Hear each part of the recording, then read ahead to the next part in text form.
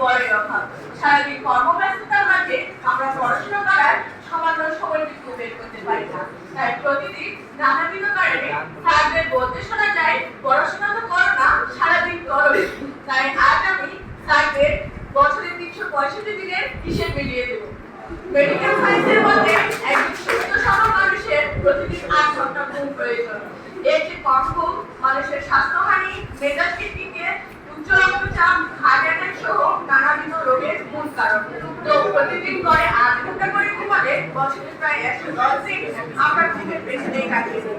তাহলে বাকি থেকে আর 250 ঘুম থেকে উঠে আর পড়াশোনা করতে অসুবিধা না। একটু ফ্রেশ হওয়া, দাঁত ব্রাশ করা, এছাড়াও আরো এতে যদি প্রতিদিন 30 মিনিট সময় ব্যয় হয় তবে বছরে প্রায় 8 দিন এতেই চলে যায়। তাহলে বাকি থাকে আর 247 দিন। ঘুম হলো, দাঁত ব্রাশ হলো, এবার নাস্তা না হলে যেন সকালটাই অপূর্ণ থেকে যায়। আর নাস্তা হলো দিনের সবচেয়ে গুরুত্বপূর্ণ খাবার। নাস্তা করতে যদি গড়ে প্রতিদিন 30 মিনিট সময় যায় তবে বছর থেকে আরো 8 দিন শেষ। তাহলে বাকি থেকে আর 239 দিন। নাস্তা করে যে একটু রেস্ট করবো তার উপায় নেই। ক্লাস আর ক্লাসের পেছনে যদি গড়ে 3 ঘন্টা সময় যায় তবে বছর থেকে 50 দিন হাওয়া হয়ে যায়। ক্লাসের পরে আসে প্রাইভেট বা কোচিং প্রসঙ্গ।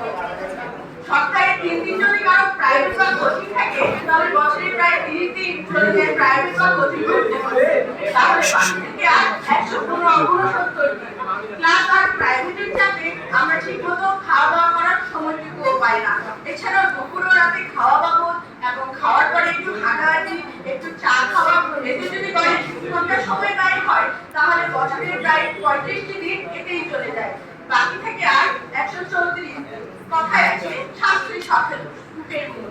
বিকালে মাঠে একটু খেলাধুলা, একটু ব্যায়াম, আর ব্যায়াম করার পর একটু বিশ্রাম, হাত মুখ ধোয়া, নাস্তা করা, এতে যদি প্রতিদিন 2 ঘন্টা সময় ব্যয় হয় তবে বছরে 35 দিন শেষ।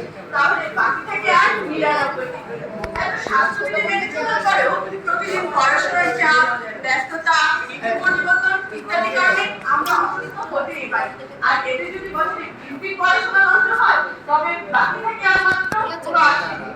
মানুষ সামাজিক, তাই প্রতিটি মানুষকে কিছু সামাজিক অনুষ্ঠানে অংশগ্রহণ করতে হয়, যেমন বিয়ে, বৌভাত, সুন্নতি খাতনা ইত্যাদি। আর এতে যদি বছরে 14 দিন নষ্ট হয় তবে বাকি থেকে আর মাত্র 65 দিন। এছাড়াও সামার ভ্যাকেশন, ঈদ, কোরবানি, পূজা ইত্যাদি কারণে যদি আরো 64 দিন নষ্ট হয় তাহলে বাকি থেকে আর মাত্র 1 দিন। আর এই 1 দিন হচ্ছে নিজের জন্মদিন। বলুন, জন্মদিনের দিন কি কারো করতে ইচ্ছা করে?